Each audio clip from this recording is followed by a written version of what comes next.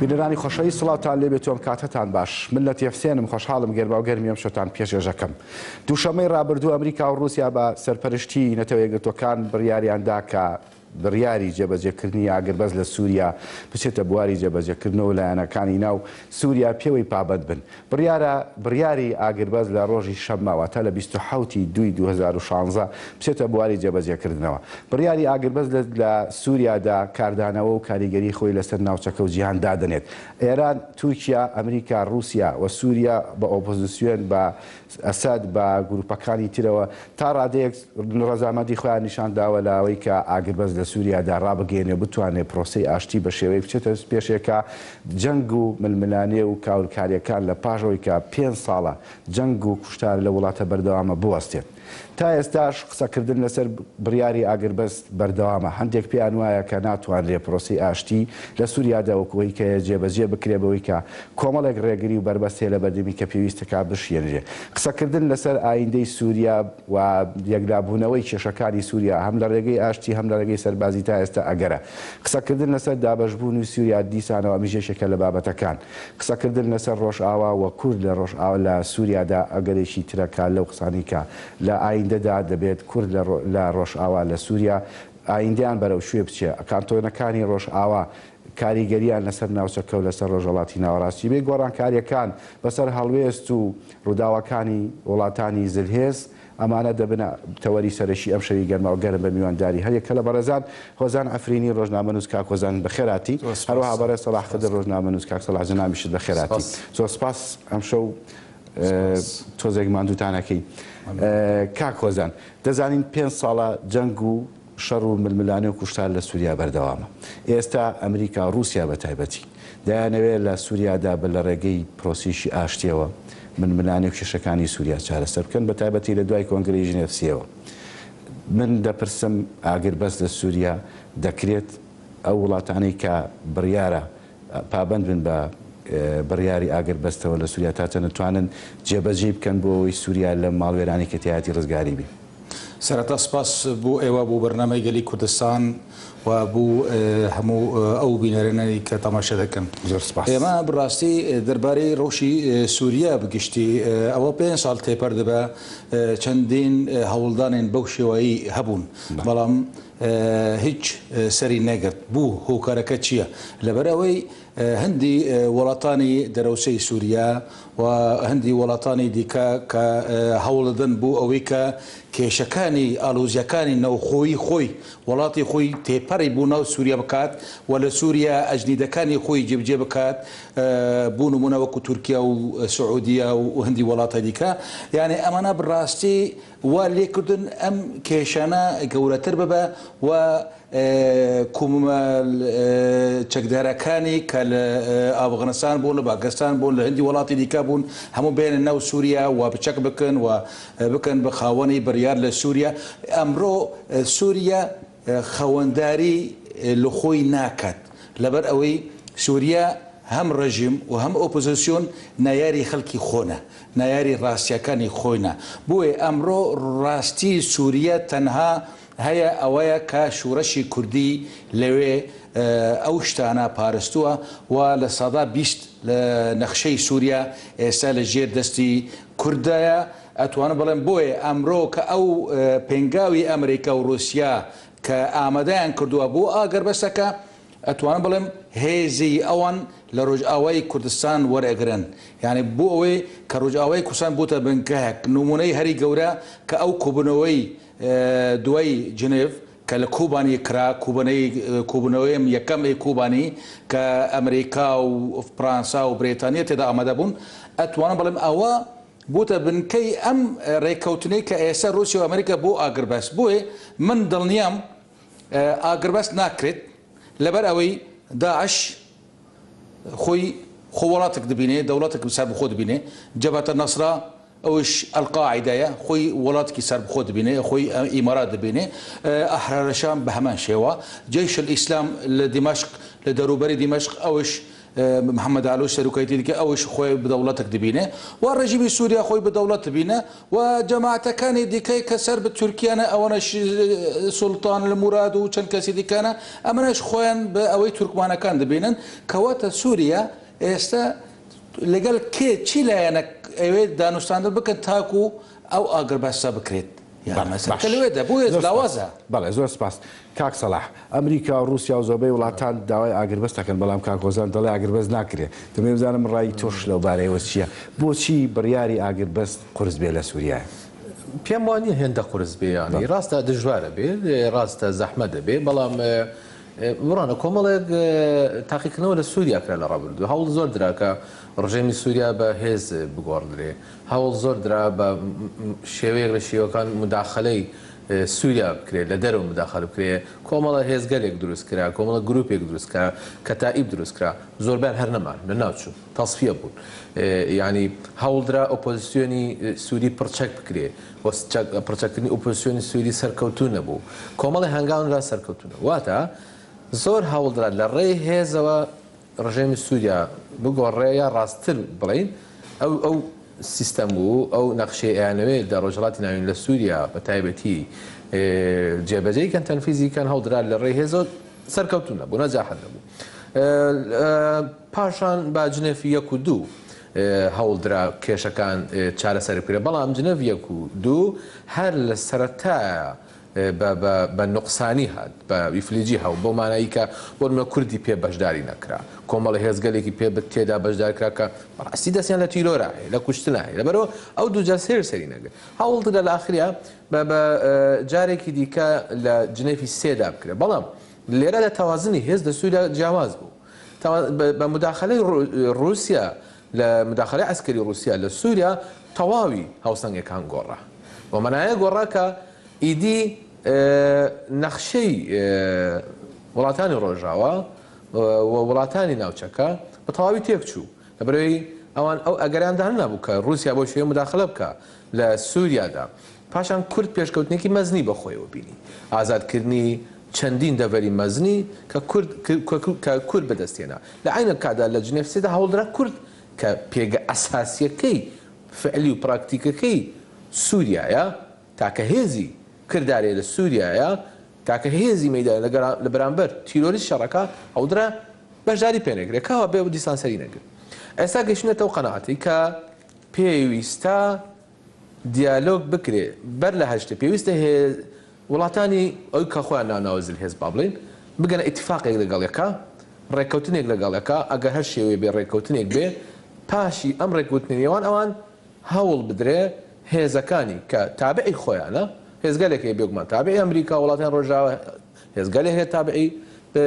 رووسیا هێزگەلێک هەیە تابعی عەرەبستانی سعودی ئەمانە پاشی لە ڕێی خۆیان ئەمانە بێنە سەر مێزی گفتوگۆ لەبەرەوە لە دەرەوەی جەبهەی نوسرە و داعش کە ئەو دوو هێزان ناکرێت بە هیچ شێوەیە هیچ منطق نییە لەگەڵەوانە مفاوەزات بکرێت کە ئەوانش بۆ خۆیان دوو هێزی ترۆریستن باوەڕیان بە دانووسان و گفتوگۆنیە لە غەیری سەربڕین و کوشتن لە غەیری ئەوانە هەموو ئەو هێزانی تر بە جێشی ئیسلامیشەوە کە کاگۆزان ئاماژەی پێکرد جەماعەتی علوشەوانەش خاوەنی هێزی کاوانی بڕیاری سیاسی خۆیانین و کۆنتڕۆل دەست خۆیانان نییە یعنی لە دەستی وڵاتیی عەرەبستانی سعودیە لەبەرێ ئەمانە دەهێنە سەر مێزی گفتوگۆ دەبێ بهێنرێن و مەجبورە یەکەم لەبەر کۆمەڵەوە یەکەم سووریا ئەدی تەحمولیەوە ناکات دۆخەکە لەمە زیاتر بڕوا بە سەدان هەزار کەس کوژرا بە ملیۆنان کەس ئاوارە بوو ئێستاش هەزاران کەس لەژێر هەڕەشەی برسێتی و لە ناوچوونە لە عینە کادا کۆمەڵگای نێونەتەوەیی ئاوارەش زۆری هێناوە کۆمەڵگای نێونەتەوەی جدی تەحمولیەوە ناکە ڕای گشتی جیهانیش نایکە سیاسەتی ئەمریکی و ڕۆژئاواییش ئیدی ناتوان لەوە زیاتر تەحمولی ئەوە بکەن دۆخەکە بەوە زیاتر ڕابکێشن لەبەرەوە مەجبورن دیسان ئەڵێمە بە حکمی مداخەلی رووسیا لە ناوچەکە و پێشکەوتنەکانی ئەم دواییەی ڕژێمی سووری بە هاوکاری هێزی رووسیا و ئێران ناچاریان دەکات کە لەسەر مێژی گفتوگۆ دانیشن لەو نێوەندەدا دەبێت هەردوو لە تەرەفی حکوومەتی سووری و تەرەفەکەی دیکە کە تەرەفەی ئۆپۆزیسیۆنن بە تەنازولکردن لە کۆمەڵێ خاڵ مەجبورن بێنە سەر مێزی گفتوگۆ لەبەرێ هەڕەشەیەکی دیکەی لەم لاوکە لەگەڵیانە هەیە داعش و جەبهەی نوسرا و تورکیایە ئەمانە بەرەیەکن کە بەرەیەکی هەڕەشەن لەسەر ئەمن و ئاسایشی سووری و گەلانی سووری و کورد بە تایبەتی لە ناوچە. بەڵێ کاکۆزان لە ئێستادا ئەمریکا ئەولەوێتی لە ناوبردنی داعشە لە سووریا داوە رووسیا ئێستا وەکو کاک سەلاح ئاماژەی پێکردە داخلی ڕاستەوخۆ و سەربازی لە سووریا هەیەەوە زۆربەی قۆناغەگە هاوکێشەکانی بە شێوەیەکی تر گۆڕیوە کەواتە لە ئێستادا نزیک بوونەوەی ئەمریکا و رووسیا بە تایبەتی لە مەسلەی لە ناوبردنی داعش و کۆمەڵی لەم بابەتانە بۆچی نابنەوە کار بۆی تر کۆتایی بە جەنگ بێ لە سووریاوە بتوانرێ ڕێگە خۆشکەر بێ بۆی هەوڵ بدەن هەوڵەکان چڕتر بکرێتەوە بۆی داعش و بەرەی نووسراوی کە ئێستا ئەوان لە دەرەوەی ئەو لیستەی ئاگربەستن بۆ ئەمانە کۆتایی پێنێت. پێم وایە ئەمریکا و رووسیا ئێستا گەشتونە ئەو قەناتە دوو نقطەی سەرەکی هەنا یانێ ئەو باوەری ئەوان یا بێ ئەم ئاگربەستە بەسەرکەوێ و شەر نەمینێ و ئارامیەک ببێت و حکوومەتی سووریا لەگەڵ ئۆپۆزیسیۆن یەک بگرێ وەکو کە ئەوان بڕیارن دابوو لە ئۆسلۆ یا نقطەی دیهەم ئەوەیە کە دابش بکرێ سووریا بسێ خاڵ دابش بکرێ باکووری سووریا هەرمی ڕۆژاوای کوردستان کە ژێبدەستی ئەمریکا بێ بە پاڵپشتی ئەمریکا بێ و لایەنی دیکە سونەکان ئەوانەی کە سونە لە ناوەڕاست و باشووری سووریا سەر بە سعودیە بێ و علەویەکان تا دروزیەکان لە سنووری ئوردون ئەمانە لەگەڵ لازیقیە یەک بگرن ئەمە عایدی علەویەکان عایدی رووسیا بێ بە سێ خاڵ ئەمە بێ چارەسەر ببێ بۆیە ئێستا ئەو ئاگربەستە سەرنەگرێ من دڵنیام ئەمریکاش و ئەوەش قەنەعەتیان بۆ ڕووکۆی کە کێری دەڵێ ئەگەر ئاگربەست سەرنەکەوێت کاتە ناتوانرێ ڕێگە لە دابەشبوونی سووریا بگرێت کاتەمان دەیانەیە ڕێگری لەم دابەشبوونە بگرن خوی تورکیا ئێوەیە خۆی تورکیا پێخۆشە دابەش بەڵام پێخۆش نەیە کورد ببێ بدەسەڵات یعنی پێخۆشە ئەو شوێنی کوردەکان بە ئیسلامیەکان بێ ئێستاش هەوڵدەدا ئێستا ئەم هەوڵدانی تورکیا ئەوەیە کە نایڵێت نەوچەی ئازاز بکەوتە ژێر دەستی خۆمان جەرەبلۆس بکەوت نەو ژێر دەستی خۆمان کە یەکیتی خاکی ڕۆژاوای کوردستان نەبێت تورکیا ئەوەکە کە نەوچەکانی کوردی لەژێر تورکیا واز لێبێنی دەمەوێت هەر لەسەرەوە بمێنینەوە لە ئێستادا قسە لەسەرەوەی کە ئەمریکا هەوڵی جدی ئەدا بۆی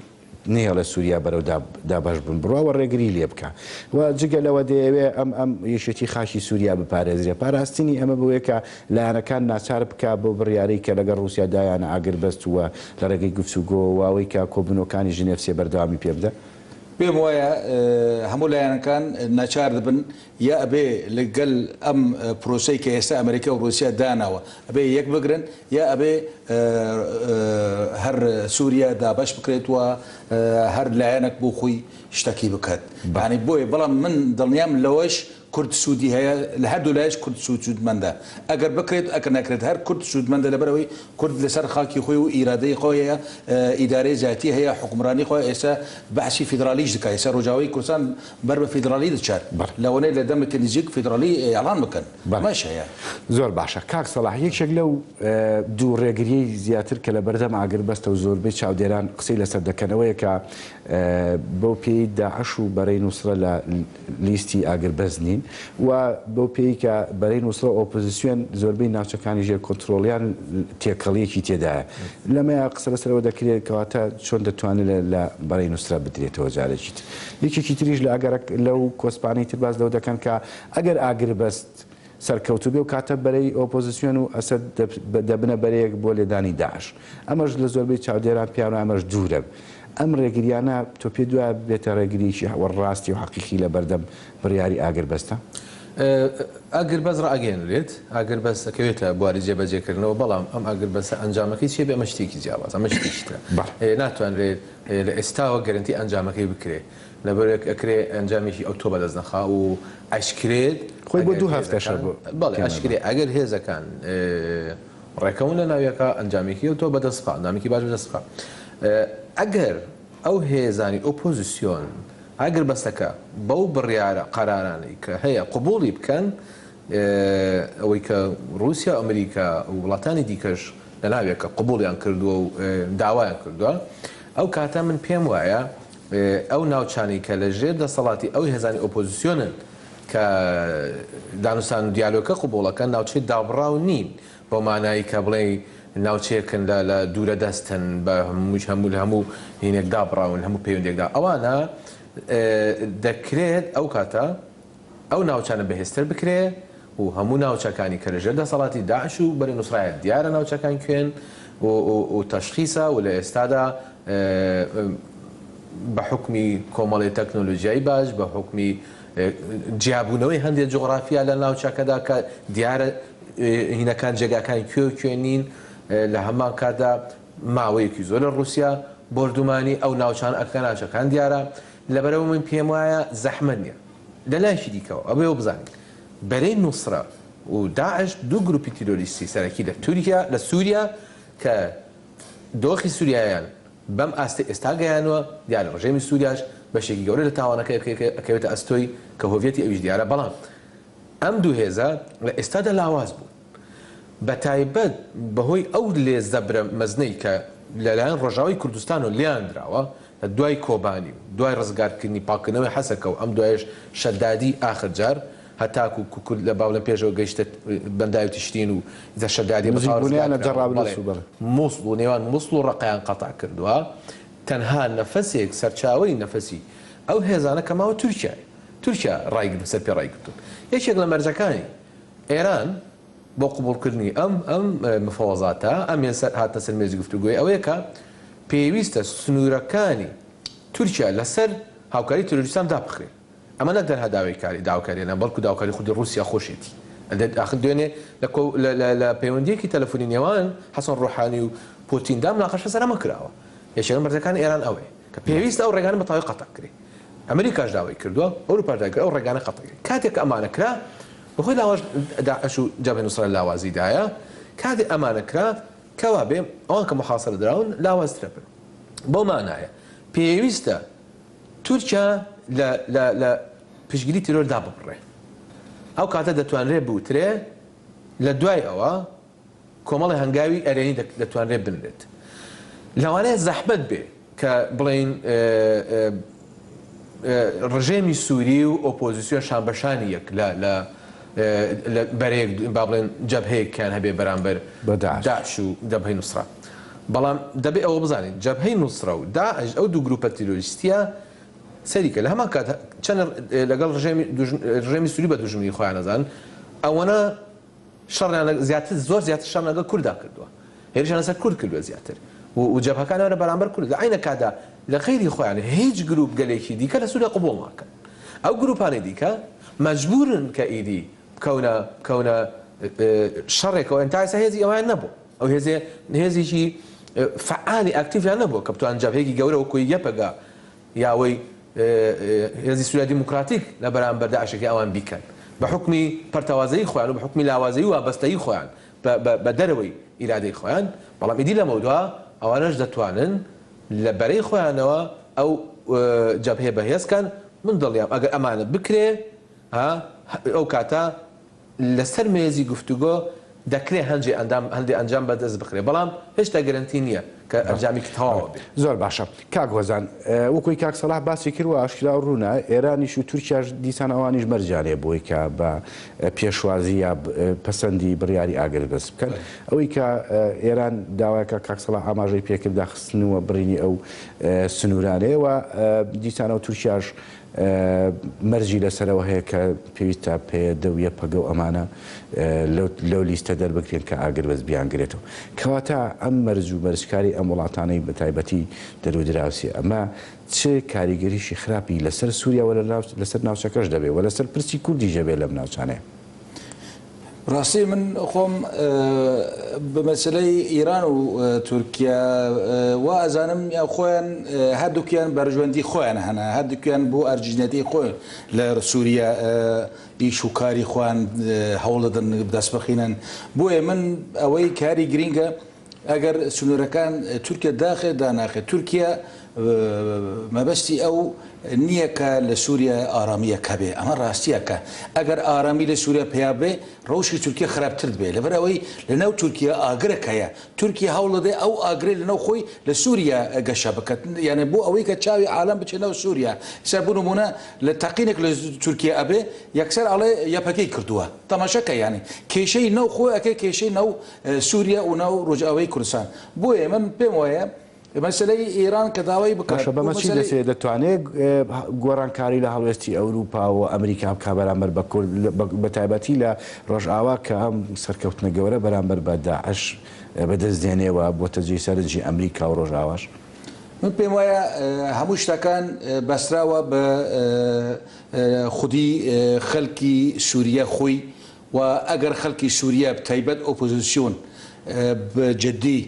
هەوڵی بدە خاوەنی بڕیاری خۆی بە خۆی لە تورکیا دوور بخۆینە خۆی لە لایەنەکانی دیکە دوور بخۆینە ئەو کات هەموو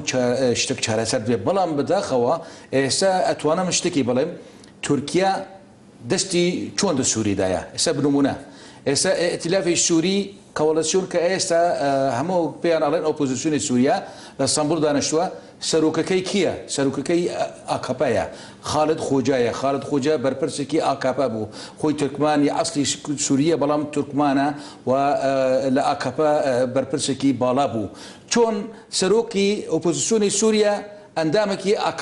ئاکاپا حکوومەتی سووریا تورکیا بڕێوە دەبا ئەمڕۆ ئێوێ بە هەمان شێوە حکوومەتی سووریا بڕێوە بێ ئۆپۆزیسیۆن کەواتە کێشەکان ئالۆز بووە یعنی ئەمڕۆ تورکیا بە تەواوی دەستی خۆی خستووە ناو ئۆپۆزیسیۆنی سووریا یعنی ئۆپۆزیسیۆنی سووریا بەبێ تورکیا ناتوانێت هیچ هەنگاوێکی بنێ بۆیە ئەمڕۆ کە تورکیا ئەڵێ ئەبێ ئێمە لەگەڵ بەرەی نەسرا و لەگەڵ داعش یەپەگەش بخنە لیستەی تێرۆر کە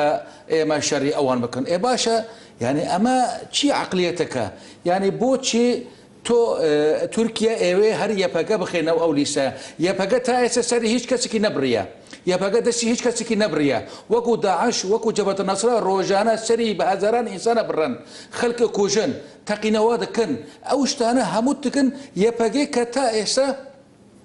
هەموو ئینسانەتی دکا خەڵک ڕزگار دکا لە دەستی داعش دەستی سەربڕی لەسەر دەستی ئەوە خەوەندەری خەڵکی عەرەب تورکمان ئەرمەنی چەرکەس لە هەمیان خەوەندەری دکا چۆن ئەمە بێت تێروریستیانە ئەمە شتێکی زۆر ئەوە ناڕەوایە بۆیە من پێم وایە تا دەستی تورکیا لە ناو ئۆپۆزیسیۆن بێ و خالد خۆجا سەرۆکی ئۆپۆزیسیۆن بێ و ئەوەی دیکە کە سەرۆکی سووریای حکوومەت بوو ڕیاد حیجاب 2 ساڵ قەتلی عام لە سووریا کرد ئێستا ئەوژی بۆتە وتەبێژی فەرمی ئۆپۆزیسیۆنی سووریا یعنی تەماشەکە 2 کەسی زۆر بەهێز لە ناو ئۆپۆزیسیۆنی سووریا دەنا یەک بەعسی کۆن بوو یەکژی ئاکاپاییە یعنی تەماشەکە چەند سیاسەتەکە هەر کەس بۆ ئەم شتانە نەزانن بڕاستی کە ئاکاپا لەگەڵ حیزبی بەعس کە ڕیاد حیجاب سەرۆکی حکومەت بوو 2 ساڵ کوردی کوشت و عەرەبی کوشت و ئەوانە ئەمڕۆ بۆتە نوێنەرێن ئۆپۆزیسیۆن بۆیە ئالۆزی زۆر زۆرە بۆیە من پێم وایە ئەگەر بەس ئەکرێت بەڵام بەسەر ناکەوێ بۆیە من پێم وایە ئەوەی هەری گرنگ کورد استودیوی خۆی جێگەی خۆی ئەساس بگرێت زۆر سپاس کاک هۆزان کاک سەلاح تورکیا ئێستا وەکو کاک هۆزان ئاماژەی پێکرد لەناو خۆدا قەتڵ ئامێک و شەڕی دژی کورد لێ ژاگەیاندەوە بەڵام بەردومانی ڕۆژئاوا دەکا بەردومانی باشوور دەکا و مەرزدا دەنێ بۆ ئاگر بەزوە لەم ئەم هەموو سەرکێشیانی تورکیا چۆن دەتوانێت بەردەوامی پێ بداوە تورکیا بەرەو ئایندی شوێ دەبا ئایا ئەمە ترسی تورکیا لە گۆڕانکاری ڕۆژهەڵاتی ناوەڕاست ئەوەی کە ئەو بڕیار و پێشهاتانی کە دانراوە لەم ناوچەیە ڕووبدا ترسە لەمە یا ترسە لە تورکیا خۆی تورکیا وەک ئێران لە هەناردەکردنی کێشەکانی خۆی بۆ دەرەوە سەرکەوتون نەبوو ئێران بە مێژووی خۆی بە تایبەتی دوای سەرهەڵدانی کۆماری ئیسلامی هاتنی مەلاکان بۆ سەردەسەڵاتداری هەمیشە هەڵدان ناوە کێشەکانی خۆیان هەناری دەرەوک ئەوەی لە لوبنان هەیە حزب الله ئەوەی ئێستا لە یەمەن هەیە ئەوەی پێشتری لە چەند دەڤەری دیهان ئەوەی کە ئێستا لە سووریا هەیە ئێران لەوەدا تا حەدی سەرکەوتوو بوو کێشەکانی لە سنوورەکانی خۆی دوورخستەوە بەڵام تورکیا نەیتوانی سەرکەوێت تورکیا لە سووریا بە تەواوی تێکەوت ئەو خەونەی کە ئاکەپە ڕاستن بڵێن ئەردۆغان و جەماعەتەکەی تا هەم منتیقیترە لەبەرێ ناخودی ئاکەپە ئێستا هەندێک دەنگی ناڕازی هەیە کە پێ دچێت پارتیەکی دیکە لە ئاکەپە جودا بێتە دروست ببێ کە بە ناوی پارتی نوێ تەواوی سیاسەتی بنکەوت بەهۆی چی بەهۆی ئەوەی کە نەخشەیەکی کە تووشیا داینابوو بۆ خۆی بۆ ڕۆژهەڵاتی ناوی نەخشەیەکی سەرکەوتوو نەبوو تووشیا پشگیری گروپە توندڕە و تیرۆریستەکانی کە هەر لە سەرەتاوە پێش جەبهەی نووسڕە ئەوانش هەموو گروپ گەلێکیان دروست کرد لە لیبیا بە هەمان شێوە پشگیری گروپ گەلێکی تێرۆریستی دەکا کە کاریان هەر هەمان ئەوانن کە هاوسۆزی داعشن هەر باڵی داعشن لەوێ باشە تورکیا دوژمنایەتی دژایەتی سەرەکیترین هێزی سوودای کرد کە کوردە کە بە منطقی تورکیا نابێت کورد بە هیچ شێوەیەک لە سووریادا لە هیچ معادلەیەکی سووریادا خوێندنەوەی بۆ بکرێ یا حسابی بۆ بکرێ بەڵام لە واقع بینرا ناکرێ حساب بۆ کورد نەکرێ و ناکرێ حساب بۆ پێدە و یەپەگە ئەو هێزە نەکرێ کە لوتی داعشی لە ئەرزدا ئەو ئەفسانەی کە بۆ داعشیان دروست کرد شکانی لەبەرەوە تووشیان ناوچەکە بە تەنها مایەوە ئەوەی کە ئێستا تورکیای لەگەڵایە کە هاوپەیمان بێ لەگەڵ تورکایە جگە لە باڵێن داعش و جەبهەی نووسڕە سعودیەیە لەلایەک سعودیەش بە دەبێ ئەوە بزانرێ چەندێ هاوپەیمانی استراتیژی تورکایە زیاتر لەوە هاوپەیمانی استراتیژی ئەمریکایە کاتی ئەمریکا سیاسەتی لە ناوچەکەدا بگۆڕێ یا با بڵێن ئەجەندای ئەمریکی لە ناوچەکەدا مەجبور بە گۆڕان ببێ ئەو کات بۆ سعودیە ئەمریکا گرنگترە کاتێ رووسیا و ئەمریکا لە یەک نزیکە بن وڵاتانی ئەوروپا پێشوازی لەو نزیکایەتی ئەەکەن وەکو بەریتانیا و ئەڵمانیا و ئیتالیا هەموو فەڕەنسا بینیمان دوێنێ هۆڵاندیش قسەی لەسەرەوە کرد کە کاتە سعودیە وەکو هێزێکی ناوچەکە هێزێکی بەکاریگەر مەجبورە بێ خۆی لەو سیاسەتا ببینێتەوە نەک لە سیاسەتی تورکیادا بۆچی لە سیاسی تورکیا نابێت دەبێت تورکیا لە سیاسەتی ڕۆژهەڵاتی ناویان سەر نەکەوت سیاسەتێکی هەڵا پێچەوانەی بەڕێوەبر و تورکیا لە ناو خۆیە تووشی گێژاوێکی گەورە بووە تووشی قەیرانی سیاسی بووە تووشی قەیرانی ئەمنی بووە تووشی قەیرانی ئابووری بووە تووشی قەیرانی کۆمەڵایەتی بووە ئەمە کۆمەڵ قەیرانێکی زۆر مەزرن ڕووبەڕووی تورکیا بوونەتەوە ئەوەی ئێستا تورکیا لەسەر پێ ڕاگرتووە بەکارهێنانی هێزە ئەم هێزەش تا سنوورێکە کورد ئێستا لە بۆ نمونە لە باکووری کوردستانە بە پاراستنی ئەو هەرێمانی کە هەرێمە هەرێمی خۆسەری ڕاگەیاندنی هەرێمی خۆسەری پێشانیدا کە تورکیا تەنانەت ئەو هێزە ئەسکەریەش نییە کە بتوانێت بەڕاستی کە بتوانێت ڕێ لە پێشکەوتنەکان لە ڕۆژهەڵاتی ناوی نابکرێ و خستنە خوارەوەی فڕۆکەیەکی رووسی لەلایەن تورکیاوە هێندەی تر تورکیای قەتیسێژن هێندەی تورکیای پاسیف خست لە ناوچەکەدا لەبەرەوەی تورکیا ئەیدی هیوای ئەوەی نەما مداخلەی سووریاش بکە مداخلەی ڕۆژاوی کوردستانیش بکە مداخلە مەبەستم ئۆتۆبارانە نییە کە ئیکە ئۆتۆبارانەش کە ئیکا بۆ خۆی ئاستی هەموو نێونەتەوەیدا ڕەفز کراوە قبوڵ کراوە هۆشیاری درراوە پێی حتا دوێنە پێرش لەلایەن ئەوروپا ئەمریکا هۆشیاری درراوە کە ئەبێ ڕایگرێ ئیدی تورکیا ناتوانێت تەنانەت سەربازێکی بێتە ئەو دیو لەبەرەوەی کە هەم کۆمەلگای نێونەتەوەی قبوڵناکە هەم ئیدی هێزێک هەیە لە بەرامبەری وەستێلەوێ هەم جگەلەوەی کە هێزی کورد هەیە کە ڕایگەیاندوو ئێمە لە بەرامبەر داعش چۆن ئەستاوین لە بەرامبەر ئەو جێنووسین ئیدی لە هەمان کادا رووسیاش خاوەن نفوسێکی بەهێز لە ناوچەکەدا و ئێرانیش خاوەن نفوسێکە لە ناوچەکەدا و خودی ئەمریکاوانش قبوڵی ناکەن کە تورکیا بیکە لەبەری تورکیا لە چوارچێوەی ڕێکەوتن و هاوپەیمانی لەگەڵ وڵاتانی ڕۆژاواش دەرچووە یعنی بەڕاستی خەوێکی جێلانەی نەفامانەی کاڵفامانەی ئەردۆغان بوو کە بێوێ ئیمپراتۆرێتێکی دیکە عوسمانیەکی نوێ لە ڕۆژهەڵاتی ناویان دروستکە مەحاڵە لەبەرەی ناوچەکە وەجیهان بەرە گۆڕانکاریێکی نوێ ئەڕوا نەک چەندین سەدە بگەڕێتە دواوە لەبەرەوەی تورکیا تێکچوو لەم نێوەندەدا ئەوەی کە ئێستا تورکیا لە سەر پێڕاگرتەوە گوتم هێزە ئەم هێزەش هێزی ئەسکەری سوپانیە بوونی لە ناتۆیە بەڵێ ناتۆش بە خۆی بێزارە ناتۆش ئاگاداری کردەوە کە تورکیا پێویستە نەماخاتە هینەوەکەوە نەماخاتە یێژاوێکەوە دوێنێ ڕۆژنامە نووسێکی بەریتانی یەکێک لە بەناوبانگترین ڕۆژنامەکانە نووسیوێتی کە وەختی ئیدی وەختی هاتووە تورکیا لە ناتۆ بکرێت دەرەوە ئەم قسەیە قسە ڕۆژنامەوانێک نییە بەتەنها بەڵکو ئەمە ڕنگدانەوەی سیاسەتی نێونەتەوەیە ڕوانین سیاست نێونەتەوەی لەسەر تورکیا. بەڵێ زۆر سپاس کاک سەڵام. کاک هۆزان یەکێکی تر لەو باسانی کە ئێستا دەکرێت لەناو ئاگربەستا قسە لەسەرەوە دەکرێت کە پێدە پەیوەندی لەگەڵ ئەسەد هەیە، پەیوەندی لەگەڵ ڕژێم هەیە. قسە و باسێک لەسەر ئەمە کردتەنەت باز لەوزێک دەکرێت کە ڕاوێژکارێکی ئەسەد باس لە پەیوەندی پێدە کورد و ئەوە ئاکاوە بەش هەندێک لە وڵاتەکان نیگەران. ئەم قسە و باسانە لە ئێستادا لەم سەروبەندی ئاشتیویا لە کاتی سەرکەوتنەکانی پێدە و کورد لە ڕۆژ ئاوادا بڕوای تۆ هۆکارەکەی چییە؟ حەز دەکەم هەندی بوومەیژوو شتەکان ڕاستیەکان بڵێم. خۆی پەیەدا یەکەمین حیزبی کوردی ڕۆژاوای کوردستان کە قەدەغەکرا بوو لای ڕژیمی سووریا بە تایبەت لە سەردەمی کە عیلاقاتی سووریا و ئەردوغان وەکو هەنگوین بوون. هەموو کەس زانێ برێز ساڵح مسلم لە گارا بوو، لە شاخ بوو، برێزانی ئەنە کەسە کە ئێستا خۆیان بە شۆڕژگەر دەزانن لەگەڵ ئۆپۆزیسیۆنی سووریا و ساڵح مسلم بە نزیکی ڕژیم زانن خۆیان هەموو لە قامشتۆ بوون، لە دیمەشق بوون، جێگایان هەبوون، مەکتەبیان هەموو کەسان خۆیان زانن گوێلێنە خۆیان زانن. ئەو کات بوو ئەو کاتە 250 ئەندام کادیری پێشکەوتووی پەیەدا لەناو زیندانی سووریا بوون. چەندێک لەوان شەهید بوون، یەکێک لەوان ئەندام پەرلەمان بوو برێز ئەو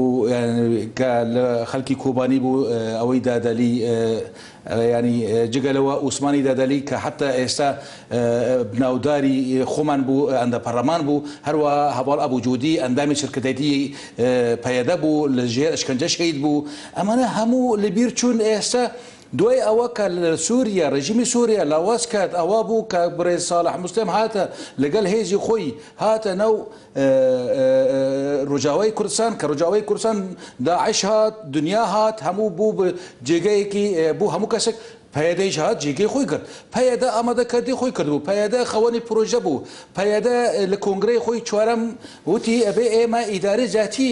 دەست پێ بکەن. ئەو کاتە یعنی پەیەدە بە پرۆژە هات، بەڵام ئەو کاتە لایانی دیکەی کوردی دەیانگوتن ئەمانە بوو چەکداری دەکەن، ئەمانە بوو چەک هێنانە، ئێمە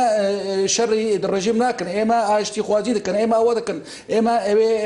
گۆڕانکاری بە ئاشتیان ببێت. ئەوە بەو شێوەیە بوو. بەڵام ئەمڕۆ دوای کە پەیەدە گەورە بوو، بەهێز بوو، لە هەندی حیزبەکانی دیکەش لە لای پەیەدە کۆبوونەوە و ئێستا ئیدارەی ذاتیان هەیە و هێزێکی زۆر زۆر بەهێز هەیە،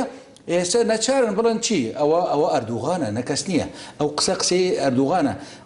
پەیەدە لەگەڵ ڕژیمە بوو، لەگەڵ ڕژیمە نقطەی لاوازە بۆیە ئێوێ بکەن بوو نقطەی لاواز دروست بکەن، بەڵام لە ڕاستیدا پەیوەندی ڕژیم و پەیەدە نییە. بالعکس ئەوانەی دیکە بوو نمونە ئەنجومانی نیشتیمانی کورد لە سووریا ئەنە کەسە لە کۆنگرەی خۆی دکات، کۆنگرەی خۆی لە مربع لە ئەمنی لە تانست مخابراتی سووری لە قامیشلۆی کرد و ئێستش بەردەوامە، ئێستش هەیە بوو نمونە. کەواتە ڕژیمی سووریا ئەگەر ئێوێ بێ شتێکی بکات ئەتوانێ بکە، بەڵام نتوانێت بەرەمبەری هێزێکی کوردی کە خۆی تۆشی کردووە لەگەڵ ئەوەنەی دیکە خۆی لە بەرەمبەر کوردی بکە بە نەیار، ئەوە هەڵدەوەشێ. بۆیە ئێستا رووسیا نایڵێ کە ڕژیمی سووریا لەگەڵ پەیەدە جەنگ و شەڕ بوو لەبەر ئەوەی لە بەرژەوەندی رووسیاش نییە. ئەمە من ئەتوانم بڵێم ئەمڕۆ ئەو پەیوەندی ئەگەر پەیوەندیەکی هەبێت لە ڕێگەی رووسیاوە هەیە، ئەگەر پەیوەندیەک هەبێ، چونکە ئەمڕۆ رووسیا خاوەنداری لە سووریا دکات، ئێمە بتوانێتەوێ ئەمڕۆ ڕژیمی سووریا بەبێ رووسیا نتوانێت هیچ کێشەکەشی گۆڕی بەفعلی. بەڵێ ئەوە یانە مەسەلەکە لەسەرەوە. بۆیە ئەمریکاش لەم دوایە گوتی هیچ پەیوەندیەکی پەیەدە و یەپەگە لەگەڵ ڕژیمی سووریا نییە، ئەوە لەگەڵ ئێمەنە، ئەوە لەگەڵ ئێمەنە، ئێمە هاوکاریان دەکەن و ئێمە لەگەڵ ئەوەن عیلاقامان باشە. یعنی کەواتە ئەمڕۆ پەیوەندی یەپەگە و پەیەدە ڕاستەخۆ لەگەڵ ئەمریکایە و پەیوەندی دیپلۆماسی لەگەڵ رووسیا هەیە. ئەمە هەردوو هێزی جیهانی کە خاوەنی بڕیارن ئەتوانن شت بکەن. بۆیە ئەمڕۆ هەندێک لایەن ئەڵێن چی؟ ئەڵێ پێویست ناکێ ئەوەندە پەیەدە خۆی پشتگیر ینی خۆی ئەمریکاوە ببەستێ، لەوانەیە سیاست بگۆڕی ئەمریکا وازیان لێ بێنێ. باشەکە کە تۆ خۆت لە بەرەمبەری من دواسی تۆ ئێوە نابن بە هیچی لەبەرەوەی کە ئێوە لەگەڵ ئەمریکانین و ئەمریکا لەگەڵ ئێوە نیە. ئێشەش کە ئەمریکا پشتیوانی ئێمە دەکا، ئێستا ئەمریکا بووتە خاوەنی باوەری، یانی ئێمە باوەری پێ نەکەن. بۆیە سیاست زۆر مشکلەیە ئەمڕۆ. بۆیە ئێمە بڕاستی وەک ڕۆژاوای کوردستان وەکو کەسێکی سەربخۆ ڕۆژنامەوانێکی سەربخۆ من پشتیوانی لە سیاسەتی پەیەدا و ئیدارەی ذاتی دەکەم لەبەر ئەوەی پێنج ساڵ لەمەوبەر چی گوتووە ئەمڕۆ جبجێ دەکرێت. بەڵێ زۆر سپاس کاک سەڵات دەمێ ڕای تۆش بزانم لە ئێستادا کە پێدە وەکوول لە ڕۆژئاوا هەم لە ڕووی سەربازی و لە ڕووی دیبلۆماسیشەوە سەرکەوتنی یەک لە دوایەک تۆمار دەکا بەڵام لە نوێدا قسە و باس لەسەر ئەم بابەتانە بە تایبەتی پەیوەندی کورد لەگەڵ ئەسەد و ئەمانە لەم ئانوسادەدا بڕۆیتەوە هۆکارەکەی چی بێ وە کورد دەبێت چۆن مامەڵە لەگەڵ ئەم بارودۆخەیە بکەوێت جارێ بابزان کێن ئەوانی کاڵێن باش پێدە و ڕژێمی سووری پەیوەندیان هەیە ئەگەر هێزگە لە پاسیفەکانی ڕۆژاوای کوردستان و سووریا حساب بکەی ئەمانە هێزگەریەکن تەنانەت سادەترین تەسیریان لە ئاستی سیاسی و ئەسکەری لە سووریایەدا نییە ئەگەر ئەو هێزانە بەسیترین با بڵێم توانایان هەبوایە گرانیان هەبوایە پێش هەر کەسی ئەچونە باوشی ڕژێمی ئەسەدەوە تەنان ئەوانە هێزیەکن کاڵێن خودی ڕژێمی ئەسەد ئەوان قوبوڵ ناکە ئەمە مەسەلەکەی لە ئاسی نوێنەتەوەیدا ئەگەر بڵێ وڵاتیشی وەکو بەریتانیا شتێکی واڵێ حتا ئێستا بەریتانیا پەیوەندی خۆی لەگەڵ سووریا پاراستووە لەگەڵ ڕژێمی ئەسەد حتا ئێستا حکوومەتی سووری دەوڵەتی سووری دەوڵەتێکی معتەریفە لەلایەن بەریتانیاوە حتا ئێستا ئاڵای لە بەریتانیادا نەگیراوە کەوابێ خودی بەریتانیا بۆ خۆی پەیوەندی لەگەڵ ڕژێمی ئەسەدا هەیە خودی بەریتانیا خۆی پەیوەندی لەگەڵ ڕژێمی ئەسەد تا قەتع نەکرد سەفاردەکان هێشتا ماوە لە بەریتانیاوە سەفاردەکاندا نەخراوە کەوابێ ئەو ناڕاستی و نادروستیەکەی کێشەکە لێرەدا ئەوەیە ئەدایان هەوێ کورد پەلکێشی شەڕێ بکەن لەگەڵ ڕژێمی ئەسەددا باشە کورد لە ناوچەی خۆیان سەربەخۆی خۆی بەدەستهێناوە هێزی خۆی هەیە پێگەی خۆی هەیە پاراستوتی ڕژێمی ئەسەد هیچ هێزێکی ئەوتۆی نییە بتوانێت هێرشکات لەسەر کورد چی پێویستەکە کورد هەستێ بەرەیەکی دیکەی شەڕ لەگەڵ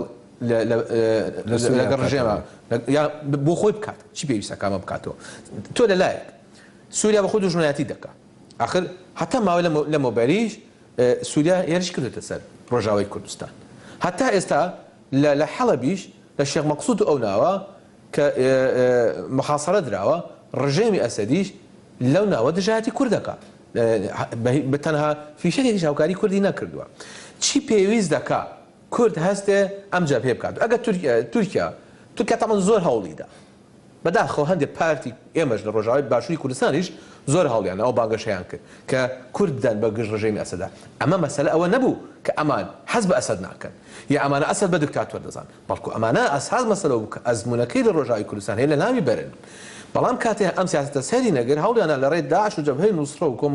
ئەحرارە شام و هێزگەلێکی دیکەوە ئەم ئەزمونە لە ناو بەرن لێرەدا مەسەلەوەی تا ئێستا تەنها بەڵگەیەک لە ئاسی ناوخۆیان لە ئاسی نوێنەتەوەیدا دەرنەکەوتووە کە ئیسپاتی نەکردووە کە ڕژێمی با بڵێن ڕۆژاوای کوردستان کانتۆنەکان لەگەڵ ڕژێمی سووریدا پەیوەندیەکی من کاتی بەنامەکەم کەمەوە دەمەوێت یەک دەقیقەیەک بۆ بەڕێزت دو قسەی خۆت لەسەر ئایندەی کورد لە ڕۆژئاوا و کاریگەریەکانی ئەم پێشهاتانێکی ئێستادا گیان باسی دەکات کورد لەگەڵ ئەمەیە چۆن مامەڵە بکە تەنانەت کاریگەریەکانی بۆ سەر باشووریش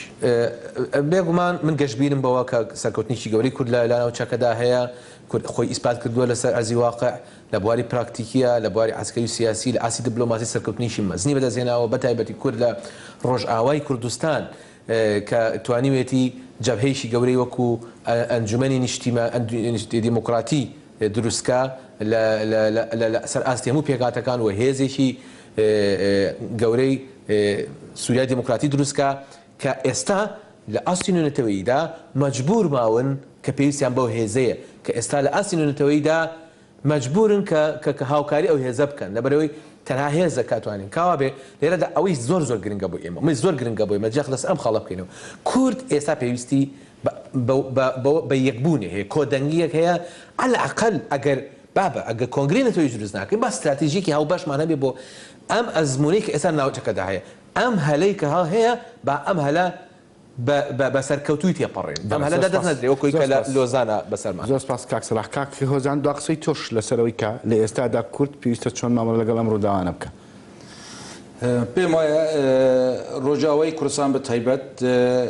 کورد لە ئاستێکی وەکو کاک سەلاح باسی کرد زۆر گرنگدا ئێستا هەنگاوەکانی هەیە و هەردوو هێزی نێودوڵەتی رووسیا و ئەمریکا هەردووکانی پشتیوانی لێ دەکەن و پێم وایە ئێستا ئەو هێزی دیموکراتی سووری کە هەموو پێکهاتەکان لە ناودا ئیشار دەکەن ئەمە جێگەی شانازیە کە ئەمڕۆ فرۆکخانەی نێودوڵەتی لە قامشلۆ لە ناوچەکانی جزیرە دامەزرا و ئەمەش ئەتەوانە بڵێم نیشانەی ئەوەیە بەستانی ڕۆژاوا لەگەڵ وڵاتانی دیکە ببێ و بۆیش من ئەڵێم ئێمە هەر سەرکەوتون بن و سپاس بۆ زۆر سپاس بۆ بەڕێز زانەفرینی ڕۆژنامەنووس زۆر سپاس بۆ بەڕێز سەلاح قەدر ڕۆژنامەنووس بینەرانی خۆشەوی زۆر سپاس بۆ یۆش کە تا ئێستا بینەری گەرما و گەرم بوون تا بەرنامێکی تر و گەرما و گەرمێکی تر بەخواتانە سپێرم خواتان لەگەڵ دەستان خۆش بێ زۆر سپاس.